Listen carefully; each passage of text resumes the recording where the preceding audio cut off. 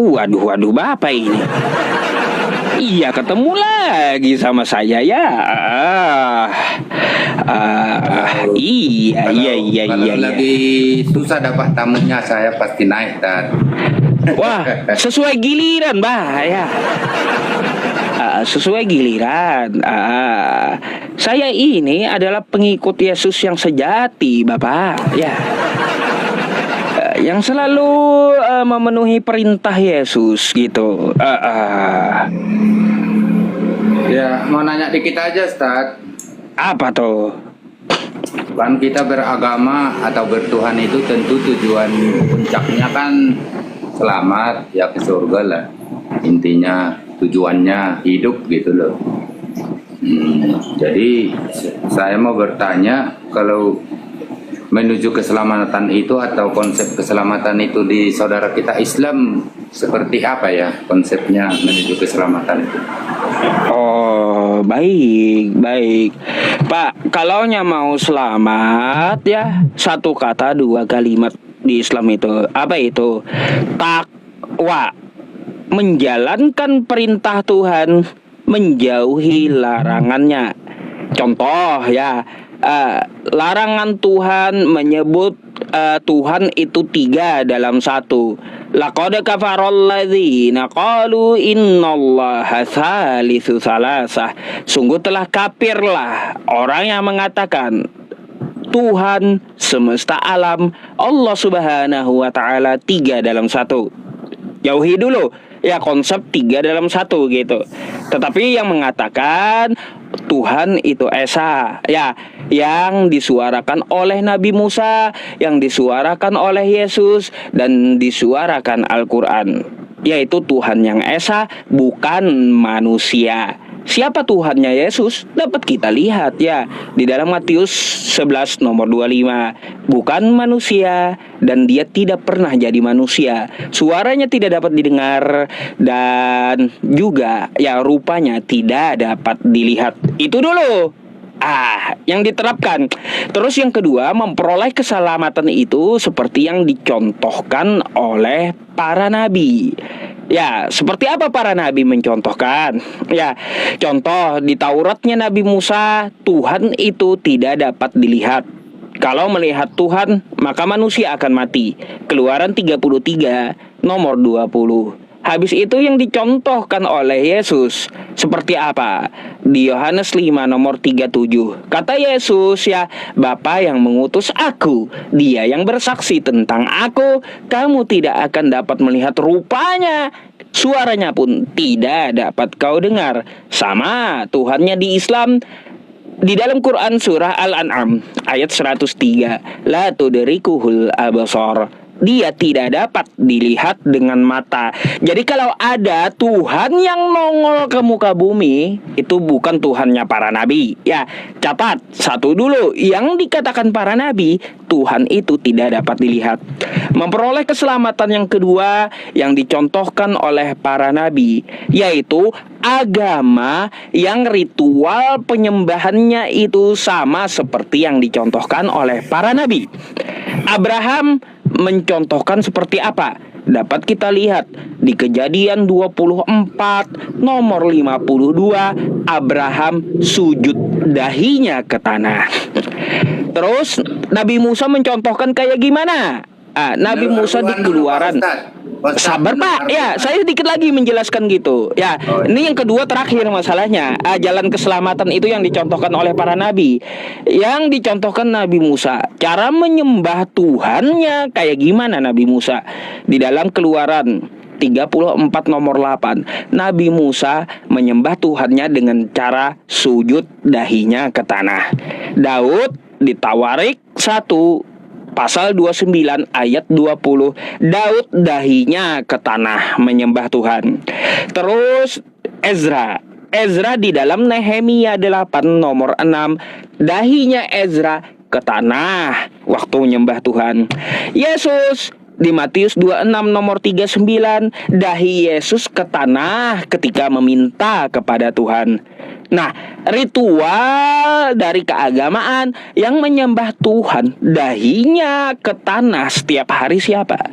Satu-satunya Islam wa aqimus shalah wa atuz zakah warka'u ma'ar raqiin. Jadi agama yang selamat itu yang dicontohkan oleh para nabi gitu. Gitu, Pak. Iya, maksud saya kalau bisa dari Al-Quran aja, jangan lari ke Yesus, ke Nabi Musa, ke Oh, Daud. kalau dari Al-Quran itu takwa, menjauhi larangannya, menjalankan perintahnya, menjauhi larangannya. Mudah kan gitu? Pondasi awalnya apa dulu kan pasti ada awalnya kayak pernah saya dengar video-video Hah? Bapak itu kenapa mic-nya ketutup? kayak video-video dari yang kondang kan itu nggak bisa rekam jejaknya kan pasti ada gitu. Banyak diputar video kayak udah Somad itu kan Hah? mengucap dulu kalianlah yang tahu itu bersaksi gitu loh.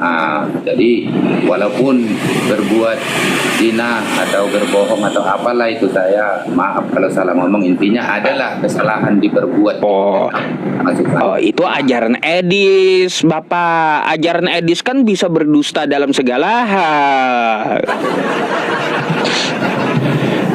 Artinya gini, ini saya jelaskan ya. Katanya gini ya di Al-Quran itu, meskipun berzina atau bukan di Al-Quran, di hadis itu yang dibawa Edis ya. Inilah kebohongan Edis dalam segala hal ya. Enggak, videonya Ya. Ustaz. Gini ya, saya katakan ya itu diambil dari hadis ya. Ketika Nabi Muhammad bertanya kepada malaikat Jibril, hai malaikat Jibril, ya, kata Nabi Muhammad, ya, apakah umat Islam ini akan masuk surga? Kata malaikat Jibril, iya, selama ada iman di dalam hatinya, dia akan masuk surga. Selama bersyahadat, dia masuk surga. La ilaha illallah, dia masuk surga. Lalu Nabi Muhammad menimpali, walaupun dia berzina dan mencuri, kata Nabi Muhammad. Malaikat Jibril menjawab, ya Nabi Muhammad, meskipun mereka berzina dan mencuri, bukan berarti boleh berzina, boleh mencuri, enggak. Artinya apa? Di dalam hadis itu, ya, di dalam hadis itu perbandingan dosa. Artinya perbandingan dosa seperti apa, Bapak? Seseorang yang berzina masih diampuni oleh Allah. Seseorang yang mencuri masih diampuni oleh Allah. Tapi kalau seseorang yang menyembah manusia, ya, seseorang yang menyembah manusia itu tidak akan diampuni oleh Allah. Makanya ya lebih baik Anda ambil duit orang daripada nyembah manusia. Itu maksudnya. Jadi, Itu hadis. Makanya Edis ini mengajarkan ya dengan apa? Dengan segala dusta gitu. saya nggak bawa Edis Pak Ustadz, dia juga Iya, saya tahu itu di framing Edis juga saya pernah dengar gitu. videonya banyak. Iya, saya tahu Bapak. Makanya saya langsung tembak aja itu video dan Edis gitu. Walaupun tentang 72 bidadari bukan karena Edis, ada banyak videonya kan. Iya, kan memang dibawakan Edis 72 bidadari. Lalu di framing Edis kan 72 bidadari. Ya lupa dengan tawaran Yesus 100 istri gitu. Padahal kan Yesus menawarkan 100 istrinya nanti di surga bagi yang mengikut Yesus, kan kayak gitu. Di dalam Matius 19 nomor 29, 100 istrinya. Kalah yang Islam 72 gitu, kan gitu. Jadi begini Pak ya, apa yang dimaksud bidadari? Ya, apa yang dimaksud bidadari itu kan ada tuh ya, katanya kesibukan seorang laki-laki di surga memecahkan perawan istrinya, betul nggak? Iya, video-video itu kan ada banyak. Mana dalilnya? Saya tanya mana dalilnya itu? Nggak ada, itu dilebih-lebihkan ya. Siapa bidadari di dalam surga, maka lihat taatnya ibadah kepada Allah. Dia sholat, dia puasa, dia berzakat, dia istrimu adalah bidadari, ratunya bidadari di dalam surga.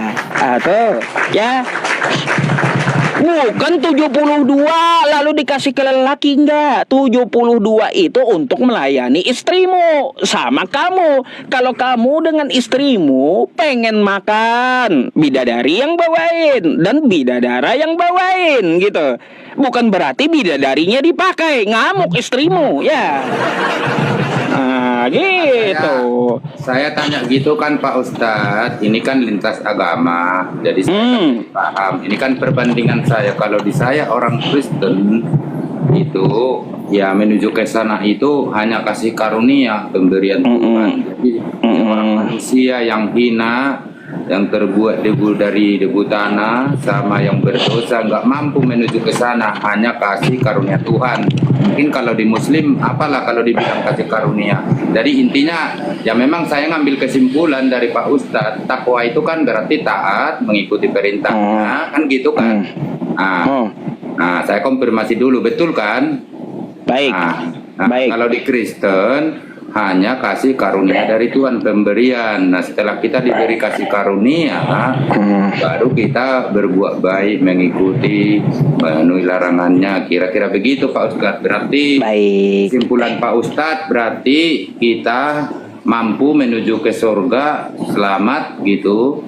Berarti kita hanya bertakwa. Berarti bertakwa itu dalam arti kata menuruti semua perintahnya lah takwa. Baik, ini saya jelaskan ya Pak ya. Di dalam Islam masuk surga itu karena rahmat Allah. Fabima rahmatim minallahi lintalahum. Kasih karunia itu maksudnya rahmat Allah. Kagak ada orang masuk surga karena dia banyak beramal, kagak. Tapi buat apa dia menjalankan perintah Allah? Iya, tadi ya. Ntar dulu Pak Ustadz.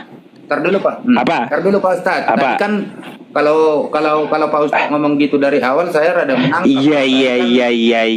Makanya jangan Anda framing dulu gitu. Ya. Jadi ini saya jelaskan lagi ya. Fabima rahmatim minallahi lintalahum. Semua yang masuk surga itu karena rahmat Allah. Bagaimana cara mendatangkan rahmat Allah? Maka dengan cara menjalankan perintahnya. Kagak ada Pajero turun dari langit. Pasti Pajero itu Anda beli dengan kerja keras, baru Anda dapat Pajero dengan cara menabung. Begitu pula ketika Anda beramal, baru datang rahmat Allah gitu. Ya. Baru seperti itu caranya. Dengan rahmat Allah itu kita masuk surga. Kagak ada orang ya Bapak ya menyetir mobil pakai duit. Buka pintu mobil itu nggak ada pakai duit, nggak ada, pasti pakai kunci mobil gitu ya. Jadi, Anda buka rumah Anda bukan pakai duit ditempel ke pintu, bukan, tapi Anda kumpulkan duit Anda, lalu Anda beli rumah dan kunci rumahnya nanti dikasih ke Anda. Begitu pula di Islam. Di Islam buat apa beramal? Untuk mendatangkan rahmat Allah. Dengan rahmat itulah nanti kita masuk surga. Gitu maksudnya. Intinya berarti kasih karunia dari Tuhan ya, penyebutannya aja ya. Dua-duanya jalan Pak. Dua-duanya jalan. Selain kasih karunia dari Tuhan, dari rahmatnya, juga kita barengi dengan usaha kita taat kepadanya gitu.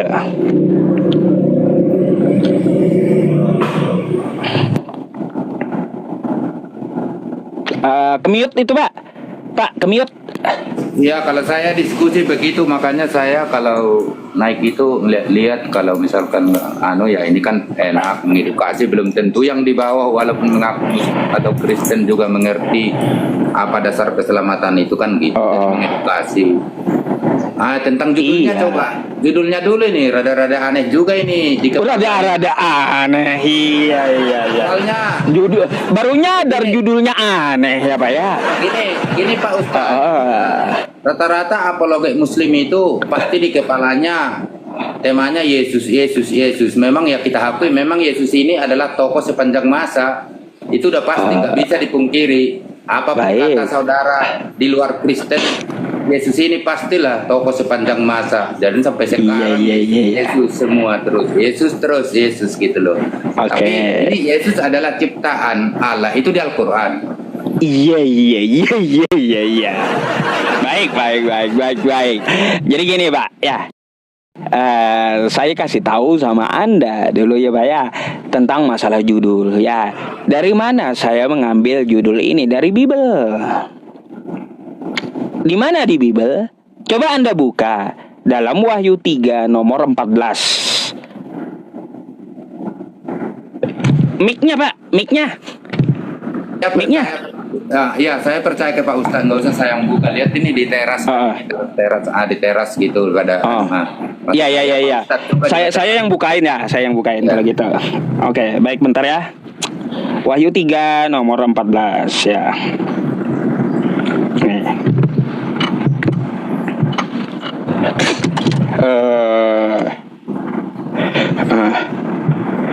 Dan tuliskanlah kepada malaikat jemaat di Laodikia. Inilah firman dari Amin, saksi yang setia dan benar, permulaan dari ciptaan Allah. Inilah firman dari Amin. Siapa Amin di sini, Pak? Apa sih judul perikopnya? Saya kurang menangkap. Kepada jemaat di Laodikia judulnya. Oke? Wahyu 3 nomor 14. Inilah firman dari Amin. Amin ini siapa? Iya, itu saya kurang mencerna kalau nggak dibaca satu perikop maksudnya. Ini ayat awal, Pak. Ayat awal ini. Ini judul buka perikopnya, ya, judul perikopnya. Ayat awalnya dari 14. Apa itu? Yang merah apa tulisannya itu? Yang merah apa tulisan yang di bawah ayat 2? Banyak nih, yang sampai ke bawah dia habis. Tuh. Nah, 13-nya ini beda cerita ini 13-nya. Dari 14 dia. Nah, terus kepada jemaat di Laodikia, oke? Iya, soalnya itu kalau jemaat itu banyaknya masalah menulis surat ke jemaat kan Rasul Paulus banyaknya. Ini Wahyu 3 nomor 14, catatan dari Yohanes gitu. Nah, apa yang dikatakannya di sini? Inilah firman dari Amin. Amin ini menurut Anda siapa? Ya kita harus jujur, saya kurang mencerna Amin itu siapa. Baik, ini saya kasih tahu ya Pak ya. Dari Kristen, Amin ini adalah Yesus. Siapa itu Yesus? Ya, saksi yang setia dan benar. Siapa itu Yesus? Permulaan dari ciptaan Allah. Jadi gitu. Jadi Yesus itu ciptaan Allah. Enggak, harusnya kan judul itu kecuali di situ langsung Yesus di situ. Ya kalau amin itu kita juga mengaminkan. Oh ya udah. Saya kan bukakan kan penutup doa itu. Amin bukan. Itu gelar yang dimaksud nih. Nih saya bukakan dari literasi Kristennya. Nih. Anda bisa buka ya. Nih ya. Di dalam Wahyu Yesus disebut sebagai Amin dalam Wahyu 3:14. Atau Anda bisa buka dari literasi Kristen manapun ya, dari Alkitab pun ya, Yesus adalah Amin milik Tuhan. Nah, makanya disebut milik Tuhan. Makanya dia disebut ciptaan Tuhan, ciptaan Allah. Semua literasi Kristen mengatakan Amin di sini adalah Yesus gitu. Nih. Jadi Yesus itu permulaan dari ciptaan Allah gitu. Iya, kalau tentang Yesus kan disematkan dia nabi, guru, tuan, tabib, itu udah jelas, itu udah hal biasa. Soalnya kalau nggak apa-apa. Ini dia disematkan juga dengan gelar Amin. Ya, kalau saya ada Alkitab sih mau, cuma ini makanya sering saya mute di jalan, ini dekat jalan langsung sering di mute kalau lewat motor. Iya, nanti Anda buka aja Wahyu 3 nomor 14 siapa Amin di situ. Amin di situ adalah Yesus. Yesus adalah permulaan dari ciptaan Allah, gitu Bapak ya. Tapi yang jelas nggak ada kan tulisan Kristus adalah ciptaan Allah, nggak ada kan, atau Kristus atau Yesus, nggak ada, Aminnya doang ya. Anda bisa juga buka di dalam Kolose 1 nomor 15, keutamaan Kristus. Keutamaan Kristus adalah ciptaan Allah yang sulung. Nah, tuh. Dua dalil saya kasih. Wahyu 3 nomor 14 dan Kolose 1 nomor 15. Yesus ciptaan Allah gitu. Wahyu berapa nanti? Wahyu 3 nomor 14 dan Kolose 1 nomor 15. Oke. Jadi itu aja dasarnya. Pak Ustadz bilang Yesus adalah ciptaan Allah gitu. Iya, dasarnya dari Bible gitu. Tapi kalau keyakinan kami kan Itu keyakinan Anda, bukan Bible Anda. Jangan bawa keyakinan Anda. Keyakinan Anda Kristen itu bukan ajaran Yesus. Itu menurut keyakinan Anda, bukan menurut Yesus dan Bible Anda. Pakailah menurut Yesus dan Bible Anda gitu. Ngapain menurut keyakinan Anda? Oke Pak Ustadz, kalau barangkali ada yang lain biar enak gitu, semoga pada mengedukasi lah. Nanti saya catat. Oke, sama-sama Bapak. Terima kasih atas diskusinya ya. Thank you. Selamat malam. Sehat selalu. Terima kasih. Iya.